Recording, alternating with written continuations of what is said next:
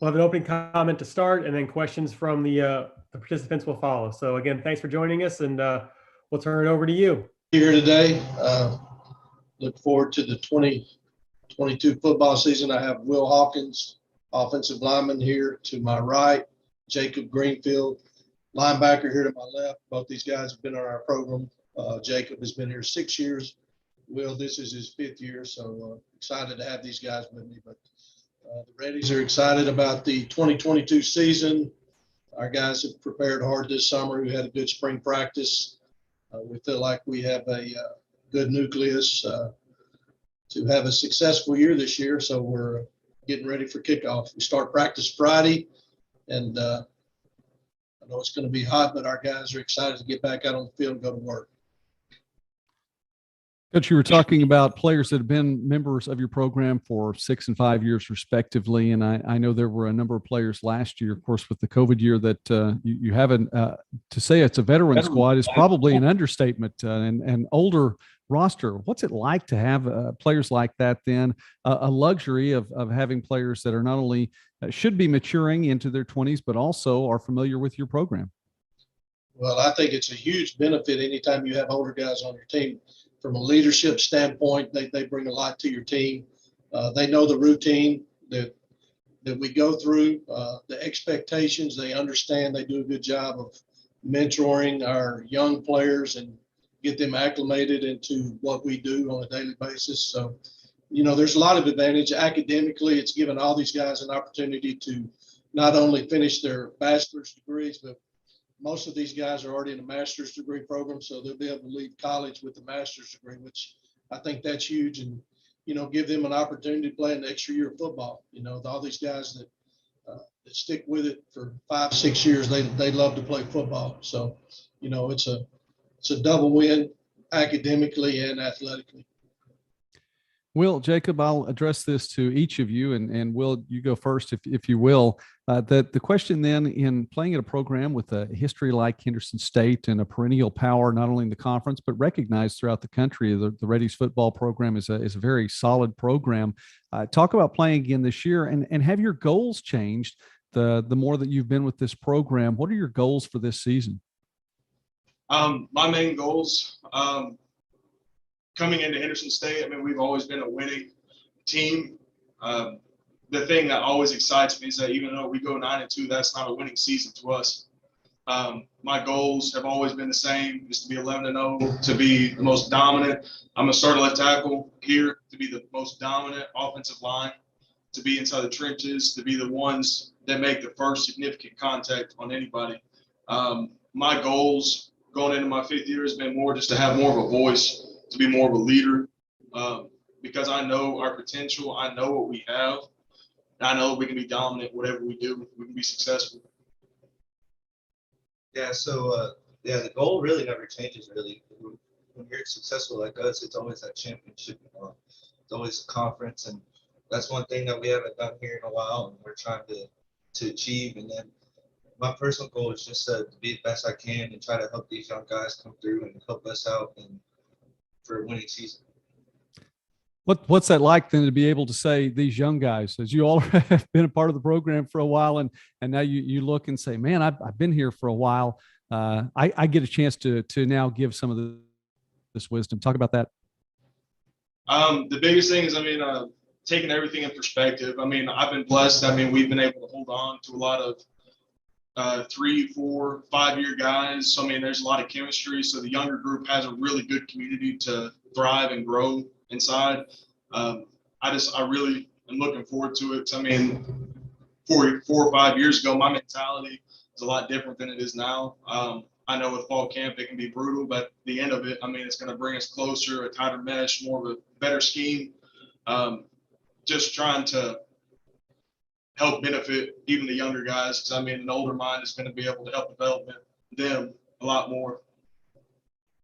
Yeah, so when you're a winning program, it makes it a lot easier when you're going into your 5th or now 6th year as COVID happened to come back and play. And then especially when I was younger, I always had an older guy to help me learn the program and what to take the right step and everything. And that's what my goal is for these young guys, is just to do that and be their mentor. maybe when they get older, they'll do the same. Coach, according to the preseason rankings, team picked fourth this year. And talk about that too, because the players were talking about, well, the goal is always a championship. I know it's a preseason ranking, could just be a number, but does it mean anything to you and to the program? Yeah, it means that we got a little bit of motivation behind that. Usually we're picked in the top 1 or 2, so I'll use that as motivation. Evidently, there's some people in our league that might not think we're going to be very good. So I look forward to playing everybody on our schedule.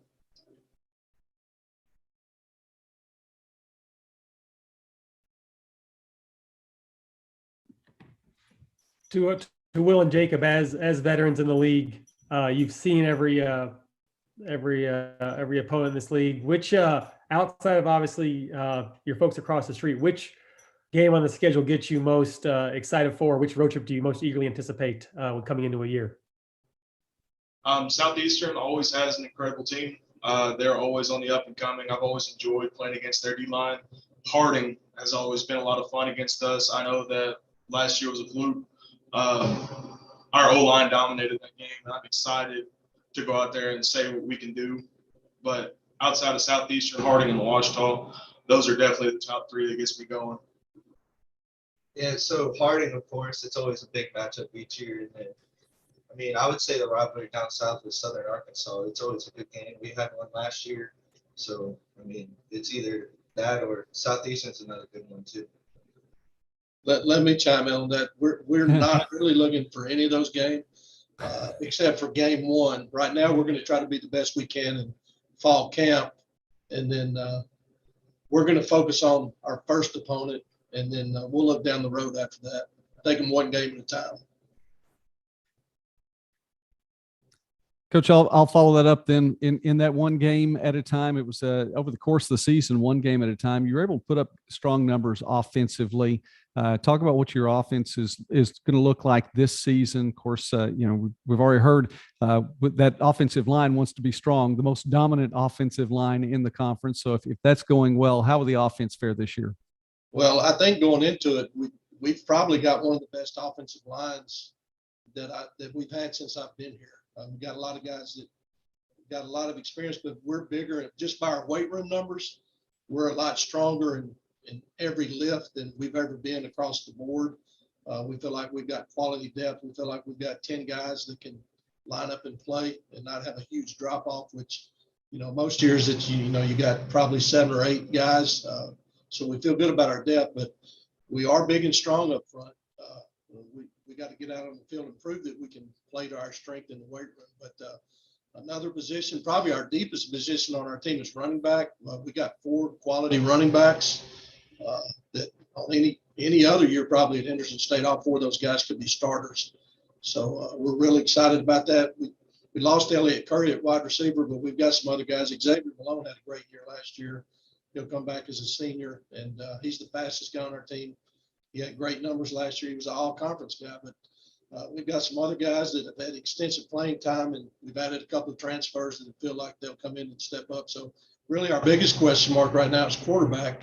We've got 2 talented guys there, Landon Ledbetter and Mason Shucker are battling that out right now. They're both a little bit different type players at quarterback, but I feel confident in both those guys coming up. So, we may be a little bit different. We may have to run the ball a little bit more than we did last year, but I think we can still put up good numbers and be very effective. Coach, does that feel different for you? Because in recent years, especially in Henderson State's time in the GAC, there have been quarterbacks that you knew from one year to the next, this guy's going to be here for a little while. And what's it like having that competition in the camp? Well, it's good. I think competition brings out the best in everybody. So, if we go into camp, there's not anybody that has a position that's won. It's going to be open competition. That's how you make your team better is, and if you're a competitor, you thrive off of competition. But, if we come out and compete every day, that'll make you a better player, a better team. So we're excited about competition at all the positions on our team. Coach, you also mentioned the bringing in transfers, and it's certainly one of the bigger topics. And you hear national shows talk about the Division I level with the transfer portal. How have you guys treated it? Do you have monitors every day, or how is that down at the Division II level? It's not obviously an area that gets talked about as much, but just how do you guys monitor it, and how do you how do you guys use it? As you kind of prepare your roster. Well, in today's time and age, you better be able to utilize it because that's the direction that we've gone in college football. So, yes, we do monitor it. I have one of our assistant coaches that daily updates our list of people that enter the portal. We try to limit the number of guys that we go after. We just go after guys that we have an immediate need on our roster, or a guy that we feel like can come in and be a difference maker. But, if you're not using the portal to your advantage, then I think you're going to get left behind. We have just a couple more minutes here of your allotted time. If there are any other final questions from the participants, the floor is yours here with Coach Maxfield. But if not, we will thank you guys for your time. But if there is a chance for another final question or two, floor is open for those.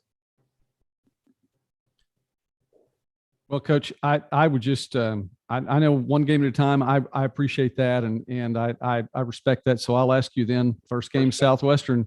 It's on a Thursday night. Can you talk about that? Well, I like opening the season on Thursday night. It just gives your student body an opportunity to come and be at the game. We usually have great attendance on that Thursday night.